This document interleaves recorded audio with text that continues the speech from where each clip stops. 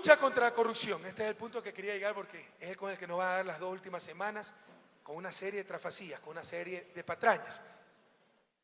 Hemos dicho claramente que nuestro gobierno no hemos tolerado, no toleramos ni toleraremos la corrupción.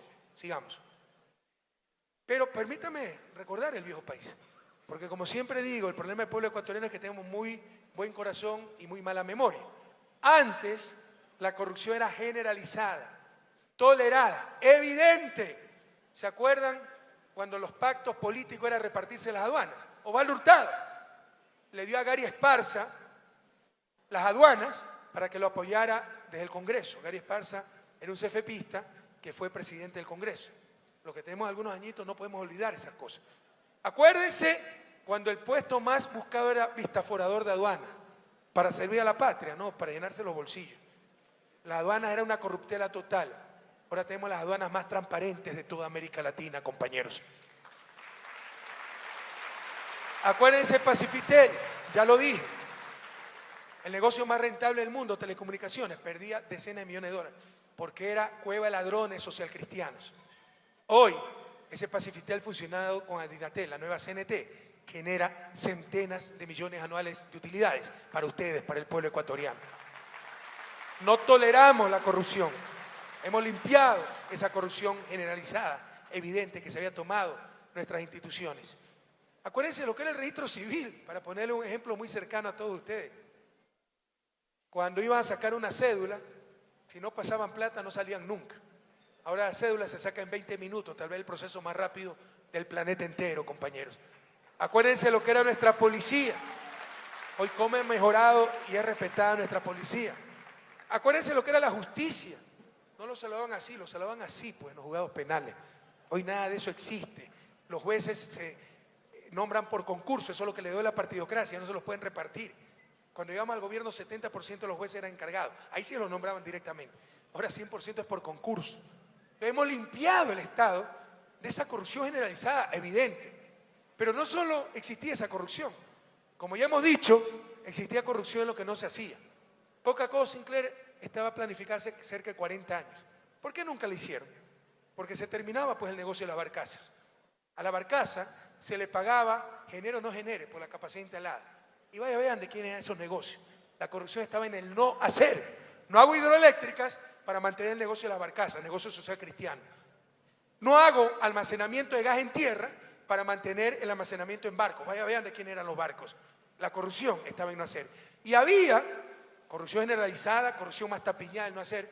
Una corrupción, esto es importante que manejen estos conceptos, compañeros, legalizada por la toma del poder político que debe servir al bien común por parte de ciertos grupos de poder, como el poder financiero. ¿O qué creen que fue? El congelamiento de depósitos. Esa es la más grande incautación de bienes privados de la historia del país, un robo legalizado. Pero no solo le impidió a la gente sacar sus recursos un año, la gente se nos suicidaba por no tener para pagar la escuela de sus hijos, el anciano por no poder atenderse, sino que, como ya hemos explicado, y ya veremos más adelante, nos robaron parte de nuestros depósitos. Y otra forma de corrupción legalizada fue el negociado con certificado de depósito. Veamos en qué consiste esto, compañeros, muy claramente, porque ustedes deben manejar esta cosa. Sigamos. Aquí está, año 99, arbitrariamente, un gobierno neoliberal, porque así son los neoliberales, vive el mercado mientras gana, cuando pierda agarra lo que puedas. Realizó ese gobierno la incautación de bienes privados más grande de la historia del país. Ha incautado nuestro depósito, nuestra plata, propiedad privada, los que ahora hablan de Estado de Derecho y todas esas cosas. Nuestra propiedad privada nos las incautaron, pero nos incautaron cuando el sucre valía 10.000 sucres dólares. Si teníamos 1 millón de sucres, nos incautaron $100. Nos devuelven un año después ese 1 millón de sucres ya en dólares, pero a 25.000 sucres dólares. Nos devuelven solo $40. No solo que se apropiaron un año de mi propiedad privada, de mi ahorro, de lo que era mío, sino que se me robaron el 60% y era robo legalizado. Esto sí es corrupción, compañeros. Prohibido olvidar.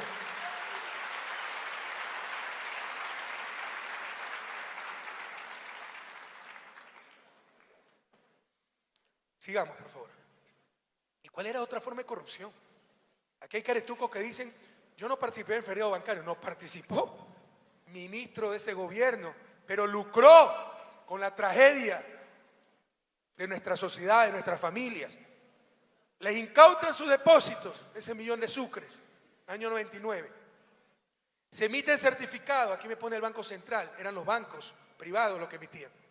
Banco del Progreso, Rafael Correa tiene 1 millón de sucres, pero yo no necesito ese papelito, necesito plata para pagar la escuela de mis hijos.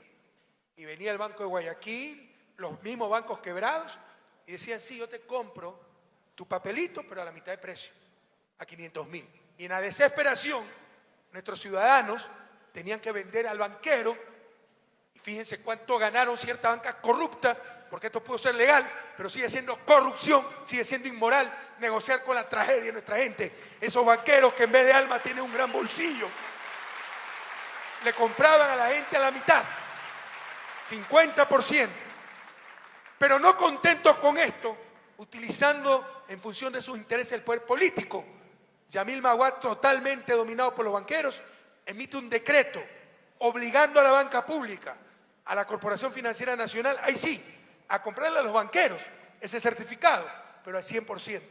Y se volvieron multimillonarios y quebraron a la Corporación Financiera, que se llenó de papeles sin valor.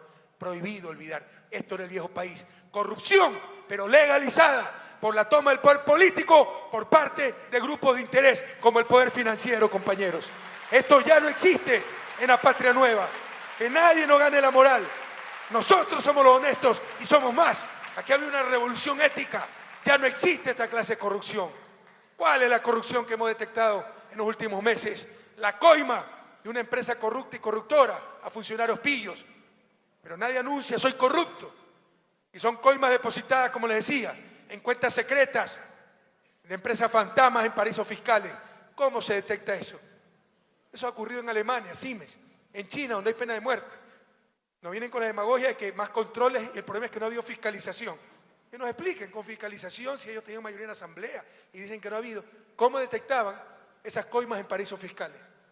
Todo es pura demagogia, compañeros. Aquí se trata de la formación de valores y obviamente cuando se detecte un caso de corrupción, que no prevalezca esa corrupción, aplicar todo el peso de la ley para impedir la impunidad. Y eso es precisamente lo que está haciendo el gobierno de la Revolución Ciudadana.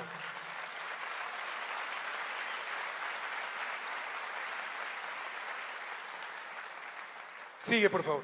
Si vieron cómo nos robaron legalmente, ¿no? Aquí ustedes tienen, pues, tenemos que diferenciar claramente la conducta del gobierno y sus esfuerzos para combatir la corrupción frente a la conducta corrupta de algún funcionario, de alguna persona que se haya tomado el nombre del gobierno. De hecho, las mafias de Petroecuador son mafias que han venido antes de nuestro gobierno. Charlie Pareja Cordero, el director de la mafia, entró al negocio petrolero con Férez Cordero, era representante del gobierno social cristiano ante CEPE, Corporación Estatal Petrolera Ecuatoriana, como se llamaba Petroecuador en ese entonces. De ahí tiene todas sus mafias. Y logró infiltrarnos a este psicópata delincuente de Carlos Pareja Yaruzeli, su primo en 2º grado. Y ahí tenemos los mails. Trataron de destruir computadoras, etcétera, pero se recuperaron mails donde este tipo le pasaba los contratos para que Charlie Pareja coordine. Tú no participas de algo que se le gane nos dan 5% de comisión. Le informaba todo a Charlie Pareja, abogado de los Isaías. O sea, Carlos Pareja Yaruzeli no solo que robó, traicionó a la Revolución Ciudadana, a su pueblo, sino que nos vendió a los mayores saqueadores de la historia de este país, los hermanos Isaías, que también tienen todo un plan de desestabilización al gobierno, que lo evidenciamos con esos mails, pero la prensa lo ocultó. Ahí decían, asignaban funciones en febrero del 2013. Fundamedio, usted hace esto, Galo Lara, usted hace esto, Fernando Villavicencio, usted hace el otro, pero eso ha sido largamente ocultado por la prensa de siempre. Pero ahí está el plan develado, evidenciado de estos Isaías, que es gente más malvada y poderosa. Y esa otra idea fuerza, nos quieren hacer creer, en función de su ideología, que el problema de corrupción es el Estado, lo público, que no hay corrupción no privado. Les acabo de mostrar corrupción legalizada. Pero además, para que haya un corrupto en el sector público, debe haber un corrupto y corrupto en el sector privado. Y en este caso está Carlos Pareja Cordero, las empresas que dieron plata, Odebrecht, en el caso de Odebrecht. Y también debemos tener claro que los mayores saqueadores en la historia de este país no son funcionarios públicos, son banqueros pillos, los hermanos Isaías, que nos robaron cerca de $600 millones y hoy son prósperos inversionistas en Miami Beach, Florida. Prohibido olvidar, compañeros.